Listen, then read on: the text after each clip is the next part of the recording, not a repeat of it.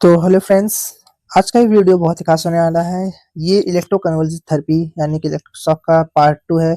इसमें हम डिस्कस करेंगे कि कितने ड्यूरेशन तक हम इलेक्ट्रिसिटी को पास करते हैं, कितना वोल्ट का इलेक्ट्रिसिटी पास करते हैं और इस थेरेपी में कौन-कौन से टीम मेंबर्स होते हैं, उनकी क्या बेनिफिट है, क्या इंडिकेशन है, क्या कंट्रा इंडिकेशन है, साथ-साथ में क्या मेडिकेशन हम देते हैं, ठीक है? तो ये सारी चीज़ें इस लेक्चर में हम डिस्कस करने वाले हैं। तो चलिए करते हैं वीडियो को शुरू।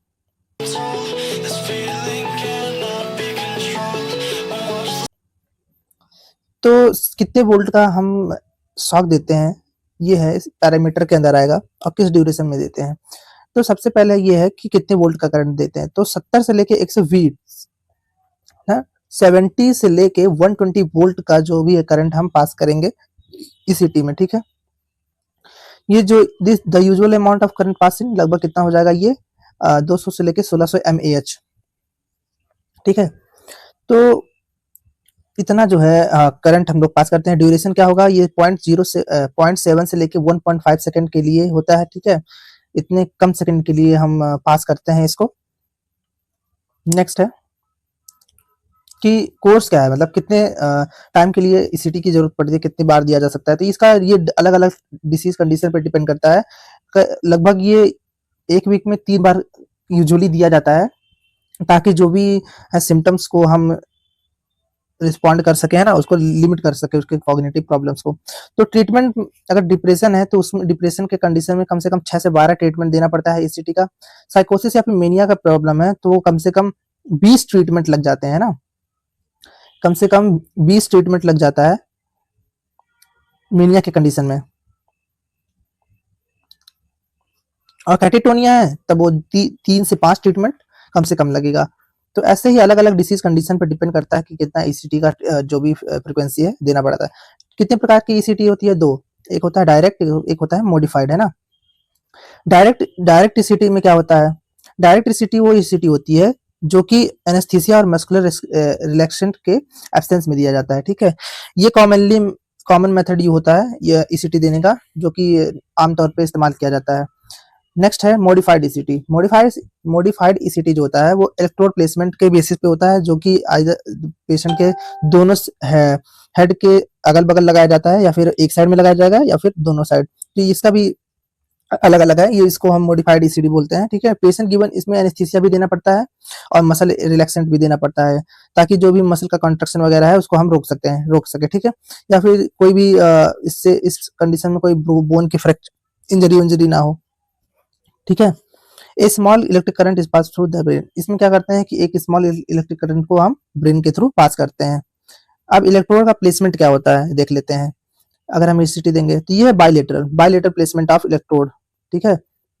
बायलेटरल प्लेसमेंट ऑफ इलेक्ट्रोड था ये। तो इसमें क्या होता है कि दोनों तरफ इलेक्ट्रोड को प्लेस किया जाता है, ठीक है? मोस्ट इफेक्टिव होता है ये, और मोस्ट कॉग्निटिव डिस्फंक्शन के लिए यूज किया जाता है, ठीक है? द इलेक्ट्रोड, इसमें जो इलेक्ट्रोड होता है वो 2.5 से लेके 4 सेंटीमीटर यानी कि 1 से लेके 1.5 इंचेस होता है। और कहाँ पे होता है? The mid point on the line joining the tragus of the ear and the lateral canthus of the eye. जो लेटरल कैंथस है और ट्राइगस है उसके ये सेंटर से ऊपर थोड़ा सा, ठीक है? यहाँ पे प्लेस करते हैं, यहाँ पे। ये होता है इलेक्ट्रोड प्लेसमेंट का साइड, ठीक है? नेक्स्ट है यूनिलेटरल। अभी तो हम बायलेटरल प्लेसमेंट दिखाए हैं, अब यूनिलेटरल प्लेसमेंट में क्या होगा? जो भी इलेक्ट्रोड होगा वो आइदर साइड, चाहे इधर होगा चाहे इधर साइड करेंगे, और दूसरा जो होगा यहाँ ऊपर की तरफ टच करते हैं, ठीक है? ये लेस कॉग्निटिव इफेक्ट होता है और ये बहुत कम क्लिनिकली यूज होता है, ठीक है? इलेक्ट्रोड प्लेसमेंट इसका आप देख सकते हैं, आइदर साइड पे होगा, वन साइड पे होगा यूजुअली, और नॉन डोमिनेंट साइड, जो भी हमारा नॉन डोमिनेंट साइड होता है, साइड है, उसी तरफ हम इसको प्लेस करेंगे इलेक्ट्रोड को, ठीक है? इसमें नेक्स्ट है ईसीटी का बेनिफिट। ईसीटी का बेनिफिट क्या है? ईसीटी जो होता है relief very severe depression illness when other treatment है फेल्ड। मतलब जब अदर ट्रीटमेंट फेल हो जाते हैं ना, तब ये ईसीटी दिया जाता है डिप्रेसिव कंडीशन में। ईसीटी जो होता है कई सारे पेशेंट के जीवन को बचाता है, क्योंकि 15% पीपल जो होते हैं सीवियर डिप्रेशन से मर जाते हैं, ठीक है? खुद को मार लेते हैं।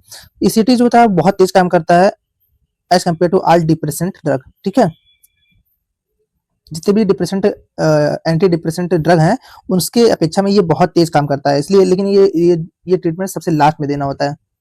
इंडिकेशन क्या है ईसीटी के, किस किस कंडीशन में ईसीटी को दिया जाता है? मेजर डिप्रेशन हो गया, ठीक है, विथ और without psychotic feature, bipolar disorder हो गया, मेनिया जैसे डिप्रेसिव फीचर हो गया, एक्यूट और कैटेटोनिक सिजोफ्रेनिया हो गया, है ना। Some studies have shown efficiency of treating OCD, delirium, chronic pain syndrome and intractable seizure disorder. मतलब किसी को ऑब्सेसिव कंपल्सिव डिसीज हो गया है ना, डिलीरियम है, क्रोनिक पेन हो रहा है, सिंड्रोम है ना, या फिर किसी को सीजर आ रहे हैं बहुत ज्यादा, तो उस कंडीशन में भी ईसीटी को हम देते हैं। ये हो गया इंडिकेशन। अब इसका कंट्रा इंडिकेशन देख लेते हैं, किस किस कंडीशन में हम ईसीटी को नहीं देते हैं। एब्सोल्यूट आईसीपी इंक्रीज, अगर इंट्राक्रेनियल प्रेशर बहुत ज्यादा बढ़ा हुआ है तो उस कंडीशन में नहीं देंगे। रिलेटिव में क्या होगा, मान लो अगर कोई किसी को कार्डियोवास्कुलर प्रॉब्लम है ना, कोरोनरी आर्टरी डिसीज हो गया, हाइपरटेंशन है, एन्यूरिज्म है, एरिथमिया है, इस कंडीशन में भी ईसीटी को नहीं देते हैं। दूसरा हो गया सेरेब्रोवास्कुलर इफेक्ट हो गया, अगर मान लो किसी को स्ट्रोक हो गया है ना, स्पेस ऑक्यूपाइंग लीजन हो गया, एन्यूरिज्म हो गया, इस कंडीशन में भी नहीं देंगे, ठीक है। तीसरा है अगर किसी को पल्मोनरी डिसीज है, किसी को ना टीबी है, निमोनिया है, अस्थमा है, इस कंडीशन में भी हम ईसीटी को नहीं देंगे। क्यों नहीं देते हैं? क्योंकि हम अभी देखे हैं कि एनेस्थीसिया और मसल रिलैक्सेंट का यूज होता है इसको देने में।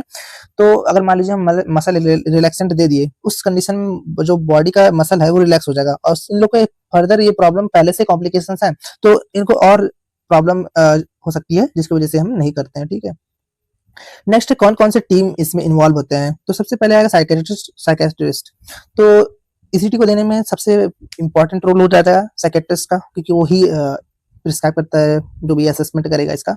एनेस्थीसिस्ट यानी कि जो एनेस्थीसिया देने वाला होता है, ट्रेन नर्सेज होंगी, जाहिर सी बात है, और नर्सिंग एड्स होंगे, और ईसीटी असिस्टेंट जो ईसीटी को डिलीवर करवाएगा वो, ठीक है, ये टीम होता है। नेक्स्ट है मेडिकेशन, कौन कौन से मेडिकेशन हम यूज करते हैं ईसीटी देने में। तो सबसे पहला है इंजेक्शन एट्रोपिन, जो कि 0.6 mg से लेके 1 mg तक का होगा, ठीक है। दूसरा इंजेक्शन है सेक्सिनाइलकोलिन, जो कि 1 mg पर केजी बाई वेट, ठीक है, 1 mg पर केजी बाई वेट, ठीक। तीसरा इंजेक्शन सोडियम थियोपेंटोडोल, ठीक है, पेंथोथन।